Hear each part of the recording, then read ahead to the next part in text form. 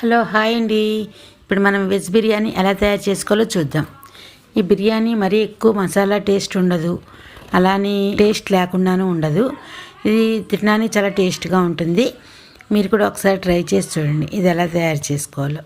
ముందుగా దీనికి కావాల్సిన పదార్థాలు: రైస్ ఒక 3 కప్పులు, పెరుగు 1 కప్పు, సాల్ట్ రుచికి సరిపడా, జీడిపప్పు 3 టేబుల్ స్పూన్లు, నెయ్యి 6 టేబుల్ స్పూన్లు, తరిగిన క్యారెట్ 1, తరిగిన బంగాళాదుంపలు 2, తరిగిన ఉల్లిపాయలు 3, తరిగిన పచ్చిమిర్చి 3, తరిగిన టమాటా 1, ఒక బిర్యానీ మసాలా ప్యాకెట్టు.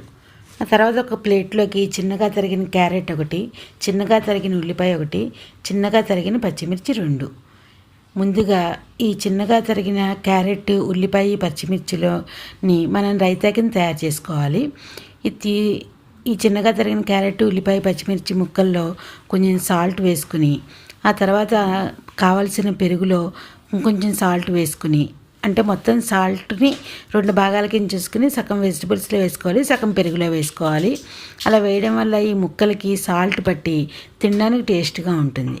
తర్వాత ఈ క్యారెట్ ముక్కల్ని, పచ్చిమిర్చి, ఉల్లిపాయ ముక్కల్ని మిక్స్ చేసుకున్న తర్వాత పెరుగులో వేసుకుని కలుపుకుని కొంచెం వాటర్ యాడ్ చేసి కొంచెం పలచగా చేసుకుని పక్కన పెట్టుకోవాలి. తర్వాత స్టవ్ ఆన్ చేసి కుక్కర్ పెట్టి ఒక 6 టేబుల్ స్పూన్ నెయ్యి వేసి కొంచెం హీట్ అయిన తర్వాత మనం తీసుకున్న మసాలా దినుసుల ప్యాకెట్ని ఒకసారి క్రష్ చేసి ఆ కాగిన నేతిలో వేసి బాగా వేయించుకోవాలి. మనకి వేగిన తర్వాత ఒక రకమైన సువాసనతో కూడిన వాసన వస్తుంది. అది వస్తే కనుక మనకు వేగినట్లు లెక్క.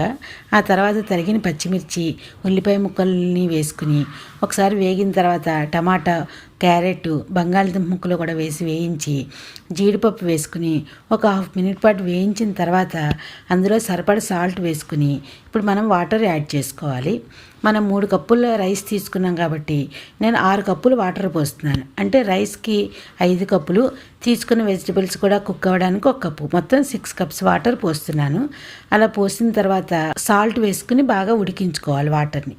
అలా ఉడికిన తర్వాత మనం తీసుకున్న ఈ 3 కప్పుల రైస్ని ఒకసారి కడిగి ఈ బాయిల్ అయిన వాటర్లో వేసుకుని బాగా మిక్స్ చేసుకోవాలి.